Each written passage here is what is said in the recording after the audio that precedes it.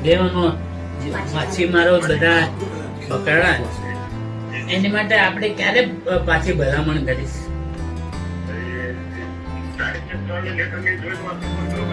હા તો મને કરો, બધા બહેનો આવ્યા બધા બિચારા 10 મિનિટ મને પાછા કયો, પાછા મને ખબર પડી છે. એટલે મારા ભાઈને હું છોડાવવા અને આ બેનો દીકરી જે આવે જ ને એ મારી બધી બહેનો છે. હું નથી કહી આપતો. તમને કંઈ કહું ને તો તમને એમ લાગે કે પરસોત્તમભાઈ વધારે વાત કરે. મને વાત નથી કરતી. હું કોઈ એવો રાજકારણી નથી. મને એવું કંઈ આવતું બી નથી. હું આ 30 વર્ષ થઈ ગયા રાજકારણમાં. હું મિનિસ્ટ્રીમાં છું. મને એમ થાય કે હું કાંઈક કરું, પણ મજબૂરી હોય મારી. હું એવો રાજકારણી નથી કે હું કોઈને સારું લાગે એ માટે હું તમને કહું. નમસ્કાર. આજનો આ વિડીયો જોઈ અને કોળી સમાજના એવા શૂરવીર જેણે જિંદગી આખી સમાજને અર્પણ કરી દીધી હોય તેવા વ્યક્તિની આંખમાં આંસુ આજે જોઈ અને મને પણ એટલું દુઃખ થયું. મને પણ એ વિડીયો જોઈ અને તરત આંસુ આવી ગયા. અમારા શૂરવીર, એટલી બધી લાગણી આપણને હોય છે આપણા સમાજના દિગ્ગજ એવા વડીલ. અને હું વાત કરી રહ્યો છું ભાઈ શ્રી પુરુષોત્તમભાઈ સોલંકીની, કે જેણે બહેનોના આંખમાં ખાલી સમાજની બહેનો ખાલી એક પ્રશ્ન લઈને ગઈ હતી અને એ બહેનોના આંખમાં આંસુ જોઈ અને ભાઈને પણ આંખમાં આંસુ આવી ગયા અને ભાઈએ તાત્કાલિક તે વાતનો નિકાલ આવે તે માટે તાત્કાલિક ભાઈએ પોતે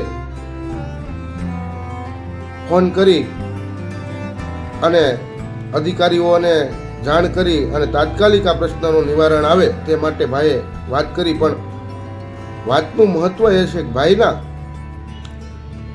આજે તબિયત ખૂબ સારી છે, પણ હું એમ કહું કે આ ઉંમરમાં પણ ભાઈને સમાજની કેટલી લાગણી સાહેબ. હું એમ કહું કે આ સમાજને એણે શું નથી આપ્યું, સમાજ માટે એણે શું નથી કર્યું. અમે જ્યારે પાપા પગલી ભરતા અને હું એમ કહું કે બચપણથી આજ સુધી જોયું હોય ને તો આપણા સમાજનો શૂરવીર જો દિગ્ગજ નેતા કોળી સમાજનો આખા ગુજરાતનો હોય ને તો સાહેબ એ પરસોત્તમભાઈ સોલંકી છે. અને એણે ક્યારેય સમાજની અંદર એવું નથી રાખ્યું કે ભાઈ કોળી સમાજની અંદર કે ઓલો કોળી સમાજનો વ્યક્તિ મારા માટે ખરાબ છે અને ઓલો કોળી સમાજનો વ્યક્તિ મારા માટે મહત્વનો છે. એવું ક્યારેય પરસોત્તમભાઈના જીવનમાં આવ્યું નથી. અને ભાઈ શ્રી દિવ્યેશભાઈના તો અમે કોન્ટેક્ટમાં હોઈએ અને એનું પણ કામ એટલું બધું અમે જોયું છે કે ક્યારેય સાહેબ એને નાનો વ્યક્તિ કોઈ પ્રશ્ન લઈને ગયો હોય ને સાહેબ તો ક્યારેય એને એવું નથી વિચાર્યું કે મારા સમાજનો નાનો વ્યક્તિ છે, એનું કામ મારે નથી કરવું કે કરવું કે એવું ક્યાંય કોઈ વિચાર્યું જ નથી. સમાજનો કોઈ પણ વ્યક્તિ જાય એના મીરામાં ભાઈના બંગલે તો કોઈ દી ક્યારે નિહાકો કોઈ માણસે ખાઈને આવ્યો નથી સાહેબ. આ હું એમ કહું કે આપણો જે દિગ્ગજ નેતા છે દિવ્યેશભાઈ સોલંકી અને વડીલ શ્રી આપણા પરસોત્તમભાઈ સોલંકી, એ આપણે ઘણીવાર એવું થતું હોય કે આપણા ઉંમરે સાક્ષાત દેવતા હોય ને આપણે હમણાં મેં વિડીયો જોયો તો કે આપણે આપણા સાક્ષાત મહાકાળી નવચંડી ને હું એમ કહું કે તમામ ચામુંડામાં ને આપણા ઘરના આંગણે છે ને આપણે ગોતવા ક્યાં નીકળ્યા બહાર. એવી જ રીતે ભાઈ આપણા સમાજની અંદર હું એમ કહું શૂરવીર આવા વ્યક્તિ છે અને આપણે ઘણીવાર હું જોતો એક બીજા સમાજના સહારા લેવા જઈએ સાહેબ. આપણા સમાજની અંદર આવા શૂરવીરો છે અને એ શૂરવીર સિવાય હું એમ કહું કે કોઈનું આપણે સારું બોલતા હોય ને બીજા આપણા સમાજનું ક્યારેય ખોદણી કરતા હોય ને સાહેબ, એ દુઃખની વાત છે. આપણા સમાજના શૂરવીરોની ચાહના આપણને હંમેશા માટે હોવી જોઈએ. અને જો કોળી સમાજનું ખૂન હોય ને સાહેબ તો એકવાર ભાઈને હું એમ કહું કે આનંદ આવશે. જ્યારે એવું વિચાર્યું નથી કે મને કોઈ લોકો મળવા ન આવે કોઈ લોકો કોન્ટેક્ટ ન કરે. ભાઈ આ ઉંમરમાં પણ લોકોનો પ્રશ્નોનો હલ કરવા માટેનો જુસ્સો એમાં જે એના જવાનીમાં જે હતો એ જ જુસ્સો આજે પણ એ જ જુસ્સો છે. મેં વિડીયોમાં જોઈને મને રડવું એટલું બધું આવ્યું કે આપણા સમાજના શૂરવીર રડી પીડા. મને પણ એટલું બધું દુઃખ લાગ્યું કે ભાઈ આપણા સમાજના શૂરવીર છે અને એવા શૂરવીર કે સમાજના એવા ઘણા ગામડાની અંદર સાહેબ આપણે તો આજથી હું એમ કહું કે 10 વર્ષ પહેલાં જાઉં ને સાહેબ તો ગામડાની અંદર આપણા સમાજને કોઈ જગ્યાએ હિસ્સો નહોતો મળતો.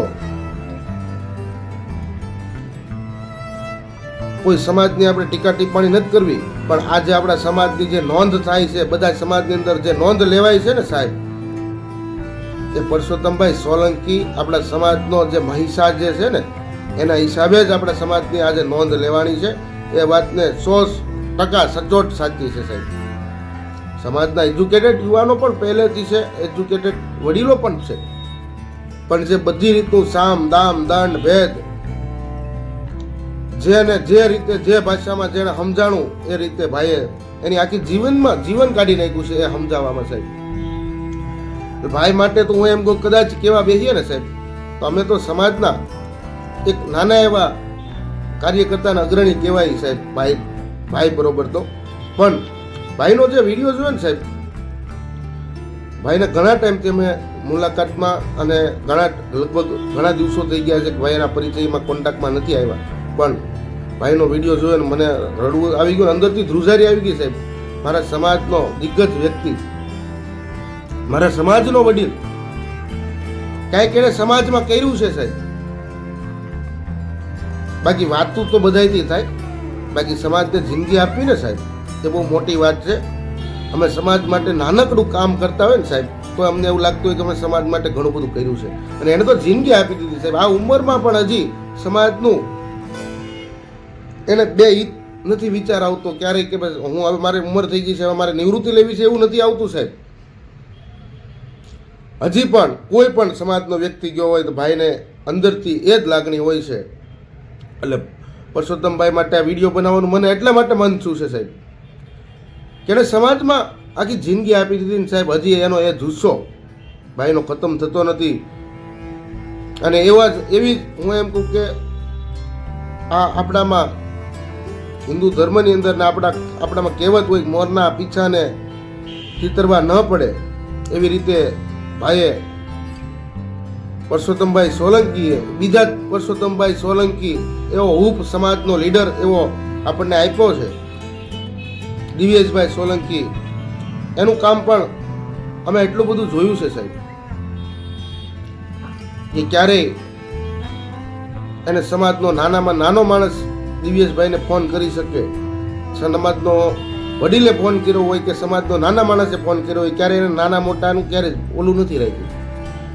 એને હરેક વ્યક્તિને સરખો જ જવાબ આપ્યો છે કે એ પણ મારો ભાઈ છે ને આ પણ મારો ભાઈ છે. બેને ક્યારેય દુઃખ ન થવું જોઈએ એવી વાત જ હોય દિવ્યેશભાઈ પાસે પણ.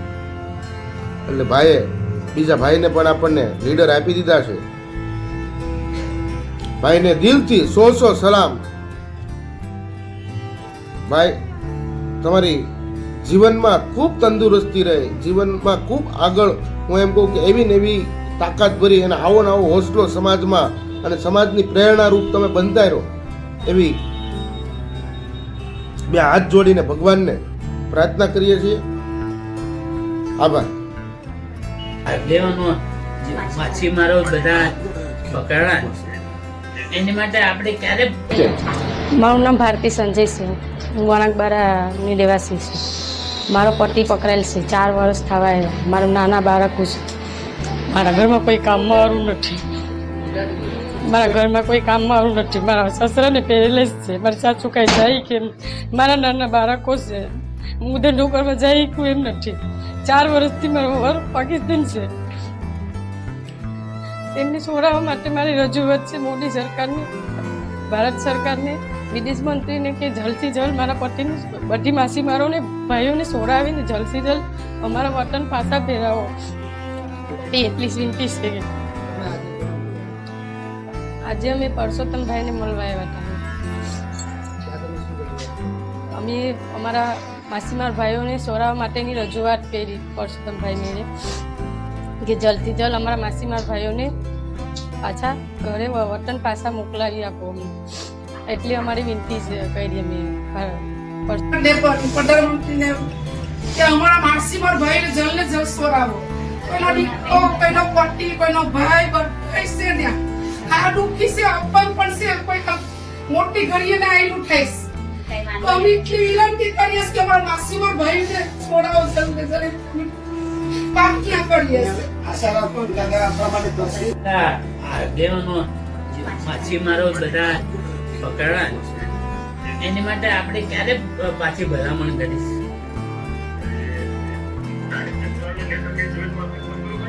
હા તો મને કરો, બધા બહેનો આવ્યા બધા બિચારા 10 મિનિટ મને પાછા કયો, પાછા મને ખબર પડી છે.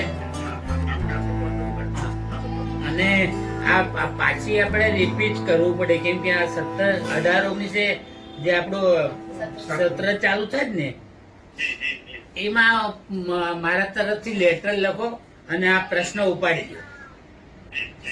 હા ને, અને મારે 10 મિનિટમાં ફોન કરો. ઓકે, હા સીધા.